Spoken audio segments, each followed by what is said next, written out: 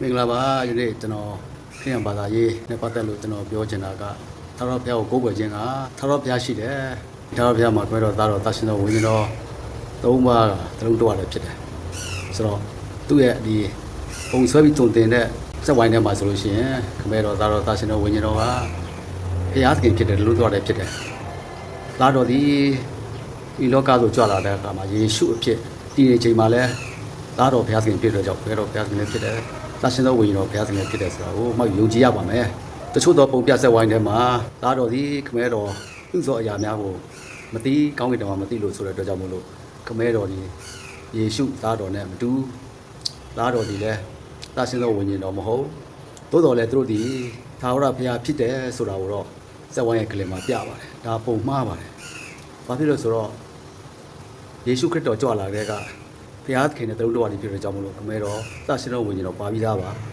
လူသားဖြစ်ကြွလာတဲ့အခါမှာသူကလူသားတို့ခံစားတဲ့ဒုက္ခတွေအားလုံးကိုခံယူပြီးတော့အပြစ်မရှိဘဲနဲ့ဒုက္ခဝေဒနာအပြစ်တွေအားလုံးကိုခံယူနိုင်စွမ်းရှိသောဘုရားသခင်ဖြစ်တယ်အပြစ်ကင်းသောသူဖြစ်တယ်ယေရှုပြစ်ကင်းသောသူဖြစ်တယ်ဆိုတော့သိရတာနဲ့ဘုရားသခင်နဲ့မတူဘူးလို့ပြောရတော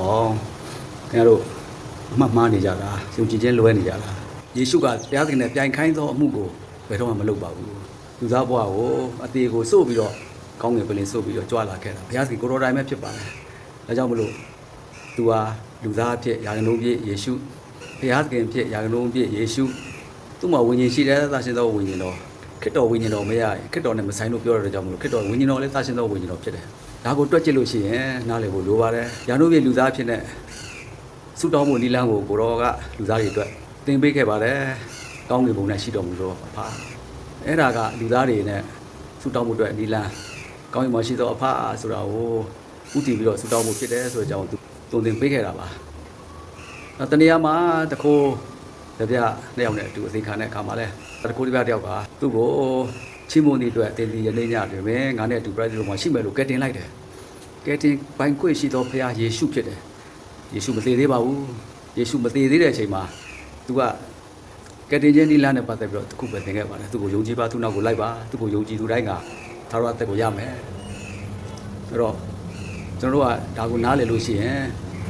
ဘုရားသခင်ဟာယေရှုမဟုတ်ယေရှုကလည်းသရှင်တော်မဟုတ်မတူလို့ပုံပြဆက်ဝိုင်းနေတာသုံးသင်ခြင်းမှားယွင်းတယ်ဆိုတာကိုသိထားစေလိုပါတယ်နောက်တစ်ခုကဗာစင်းကျတဲ့မှာကောင်းကင်တမန်တွေရှိပါတယ်ကောင်းကင်တမန်တွေ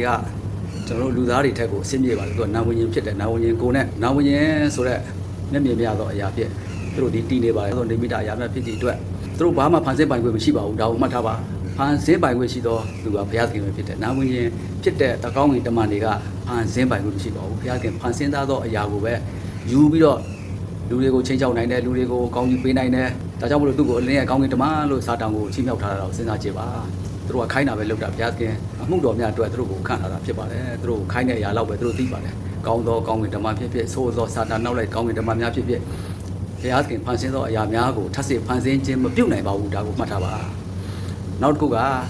ဖန်ဆင်းသောနေမိကြတတ္တဝါများအဲ့ဒီထဲမှာလူအကြောင်းပြောပြပါမယ်လူသားကိုဘုရားသခင်အေဒင်ဥယျာဉ်မှာ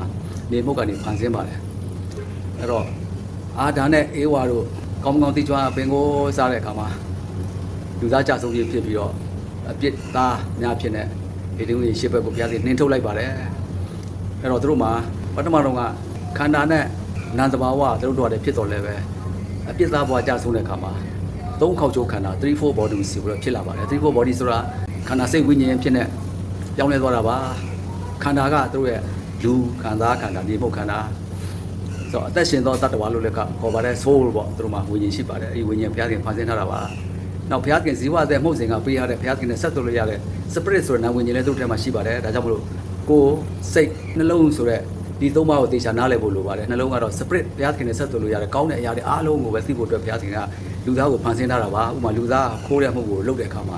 သူ့လက်ကခိုးလိုက်ရင်သူကသိပါတယ်အဲဒီမှာသူ့မှာရှိတဲ့ဘုရားခင်နဲ့ဆက်သွယ်လို့ရတဲ့နာမ်ဝိညာဉ်ကတော့ဟေးမင်းခိုးတာမကောင်းဘူးဆိုတာကိုသူသိပါတယ်အဲ့ဒါနှလုံးလို့ခေါ်ပါတယ်စိတ်ကြတော့အသက်ရှင်သောတတ္တဝါ soul ခန္ဓာနဲ့စိတ်ဝိညာဉ်ကသူအသက်ရှင်သောတတ္တဝါဖြစ်ဖို့ဘုရားခင်ဖန်ဆင်းလိုက်တဲ့အခါမှာလူသားကြဆုံးခြင်းနဲ့အပြစ်သားဘဝရောက်တဲ့အခါကျတော့သူတို့ကအပြစ်လုပ်ပါတယ်ခန္ဓာကလုပ်တယ်စိတ်ဝိညာဉ်ကလည်းလုပ်တယ်တခါလေသူ့တဲ့သူဥအောင်ကဲအောင်လုပ်ကြတယ်ဘရောမှာကိုယ်နဲ့စိတ်မကတ်တော့ပါဘူးဒါကြောင့်မလို့သူတို့ကိုသုံးကောက်ချိုးခန္ဓာပြည့်လူသားကယနေ့ အပြစ်သားရဲ့ဥကောင်းဖြစ်တဲ့အာဒါနဲ့အေဝါတို့ရဲ့မျိုးဆက်အောက်မှာကျွန်တော်ယနေ့အထိရှင်သာနေရတာပါဒီလိုအတွက်လည်းဘုရားသခင်ကောင်းကြီးပေးတာပါတယ်ယေရှုခရစ်တော်ကိုသားတော်ကိုလှုပ်ပြီးတော့ကျွန်တော်တို့ဒုက္ခတွေခံစားနေတဲ့အပြစ်အားလုံးကို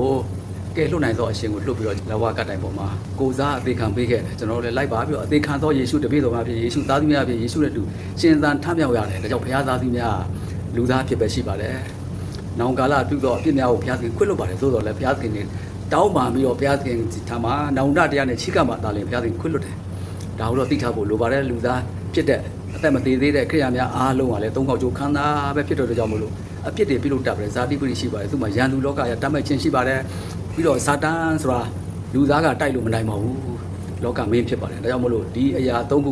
လောကအရာနဲ့ဇာတိပရိအခြေတို့စာတန်တိုက်ခိုက်ခြင်းတို့အားလုံးအတွက်ကိုတော်ကငြိမ့်သက်ခြင်းကိုပေးပါတယ်အဲ့ဒီဒုက္ခကိုလည်းသင်တို့လောကမှာခံစားရမယ်ပြောတယ်ယော16:33မှာပြောထားပါတယ်သင်တို့လောကမှာဒုက္ခရောက်မယ်ဆိုတော့ဘယ်တော့မှနော်ချမ်းသာဒုက္ခရှိမှာမဟုတ်ဘူးနော်ဒါကြောင့်မလို့အကျမ်းမှာချမ်းသာဒေသနာကြီးတွေဟောပြီးတော့စာတန်နှုတ်ပစနဲ့ကောင်းကြီးရနဲ့လူရဲ့တတိထားသေးပါတယ်နော်သင်တို့ကလောကမှာဒုက္ခရောက်အောင်မယ်သို့တော်လည်းလောကမှာလောကကိုအောင်သောဖရာယေရှုခရစ်တော်ကလောကကိုအောင်ပြီးကြောင့်ယေရှုခရစ်တော်နဲ့အတူရှိသောလဝကတိုင်တရားအောင်မှာရှိသောဖရာသားသမီးများကလောကကိုအောင်ရသောအခွင့်ကိုရပါတယ်ဘယ်လိုနည်းနဲ့ရတာလဲယေရှုအားဖြင့်ရတာယေရှုအောင်ခြင်းကိုမျှဝေခံစားပြီးတော့ရတယ်ဒါကိုသိထားစေလိုပါတယ်အဲ့ဒါကနာဝိညာဉ်ပဂရိရဲ့အကျိုးကိုစဉ်းစားမှသာလေကျွန်တော်သိရမှာပါဒါကြောင့်မို့လောကမှာဒုက္ခရောက်မယ်လောကမှာလောကကိုအောင်တဲ့ယေရှုခရစ်တော်ရဲ့တပည့်များဒီလဲလောကကိုယေရှုနဲ့အတူအောင်ရသောအခွင့်ကိုရတယ်ဆိုတဲ့အကြောင်းကိုဗျာဒိတ်30မှာဖတ်ကြည့်ရင်လည်းသိပါတယ်ဒါကြောင့်မို့လို့ကျွန်တော်တို့ဒီဗန်စင်းချင်းနဲ့တည်ရှိနေသောဘုရားသခင်နေမိတာတတ္တဝါများလူနဲ့တကွနေမိတာတတ္တဝါများကောင်းကင်တမန်ဆိုးများကောင်းကင်တမန်ကောင်းများအားလုံးတို့ရဲ့အကြောင်းကိုသိဖို့ကျွန်တော်အနေငယ်သုံးသင်ပြသပါတယ်ဒီတို့ဘောသမာတရားသိခြင်းကဘုရားသခင်ရဲ့အလိုတော်တည်နေပါစေပါမိကြောင်းဆုတောင်းပါတယ်အာမင်